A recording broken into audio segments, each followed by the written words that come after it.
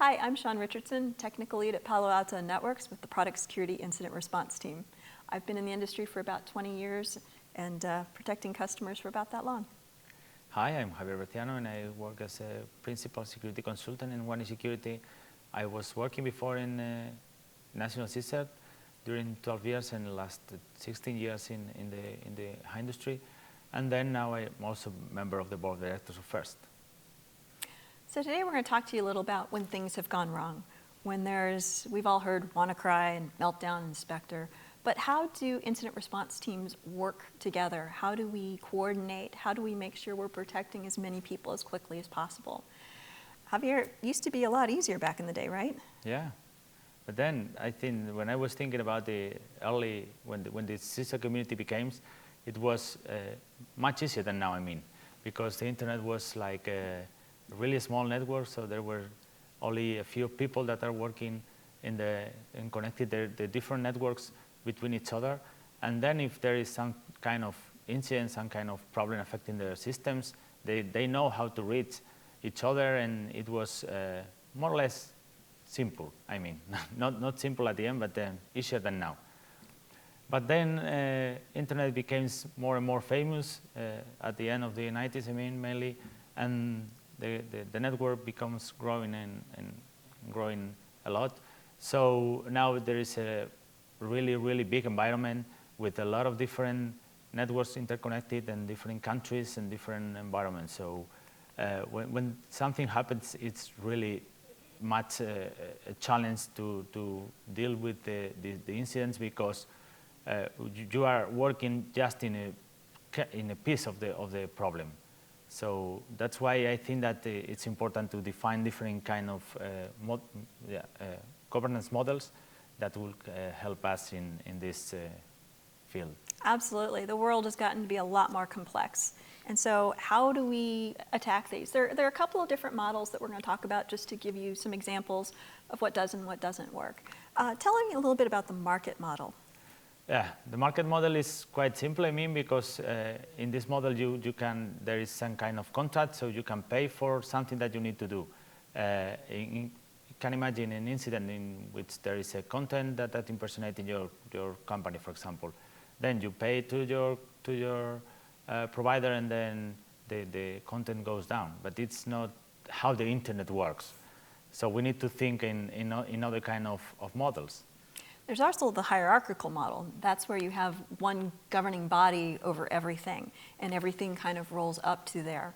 But I think we all know that's not quite how the internet works. There is no one country, no one organization, no one person that monitors and manages how things are going to work on the internet.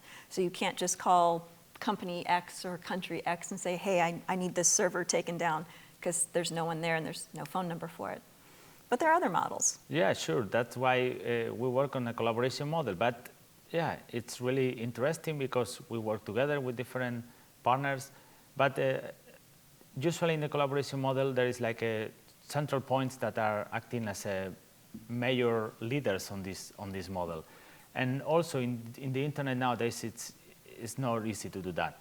That's why I think that we have another kind of models that are really complex but much better efficient. The networking model, and that's what we usually use when we're trying to put an incident out, if you will.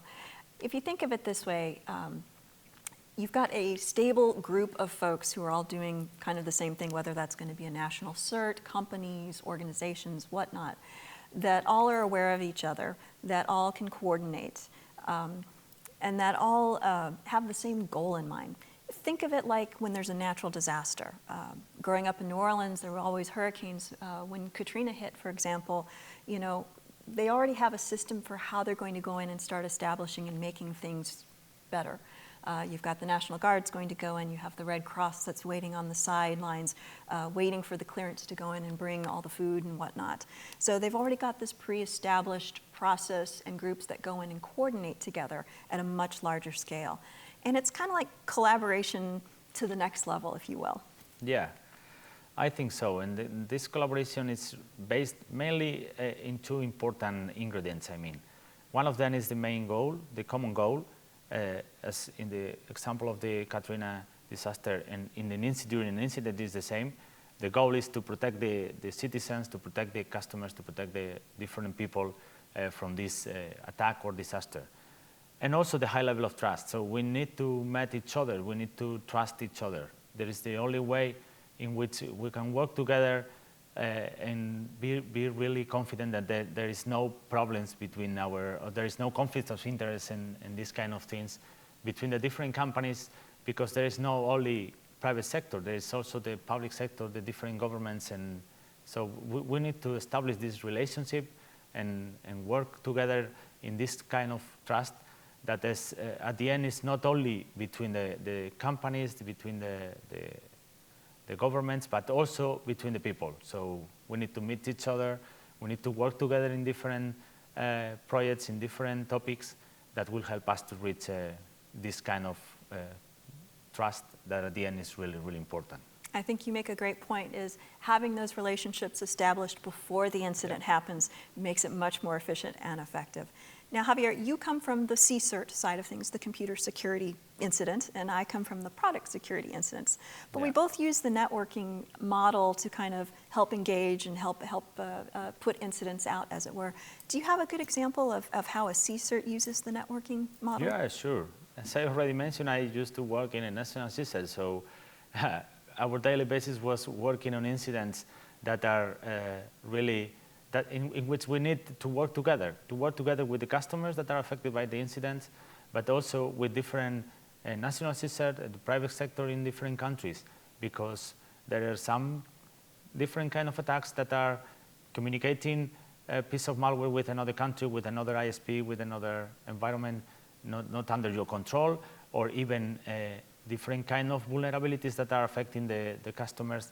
And when you are investigating a threat, you are aware about the different ways that the attackers are using this vulnerability, are exploiting this vulnerability to attack the customers. In that case, it's really, really important for us to work together with the product security incident response teams. Sometimes it's really frustrating that there is no one on the other side. But then, fortunately, we have this kind of networks, this product security incident response team, in which we work together in this kind of incidents. I can say from a product security side of things, the network works great for us. There are a couple of different examples. Occasionally, we will get a report about a vulnerability that may affect other companies or other regions than just our little neck of the woods. Knowing who to reach out to, who to engage, can be kind of a complex thing. I may not know who all is using different kinds of software in different places. So being able to utilize the network to kind of reach out to different areas and segments and find out, hey, who outside of my group of known folks might be using this or might be affected. It also works in reverse. I've been notified by my national CERT on occasion when there's a vulnerability that we may be affected by. And the nice thing about having that coordination is that all of the vendors, all of the different product companies can work together. We can release at the same time so that all of our customers are protected. Because if one customer gets affected, it just goes everywhere. So it's very important that we work together and coordinate and try and be as effective and efficient in this very complex global society. And as we already mentioned, it's really important to have the right contact to reach. So that's why I think that this kind of network that we have between the different security incident response teams is really, really useful. And these kind of things like first conferences or any other meetings are really helpful to meet the people, to establish this trust and the relationship between the different teams and start working together, because it's the only way that we can face the threats that are outside in the internet nowadays. Absolutely, and if the bare minimum you can do is at least let your first or your national CERT know you exist. Make sure that you have somewhere on your website how to reach you if there's an incident going on that you might be affected by. It's very important that we all reach and work together. Yeah. So thank you very much for joining us today, and have a great day from Scotland. Thank you very much and have a great day.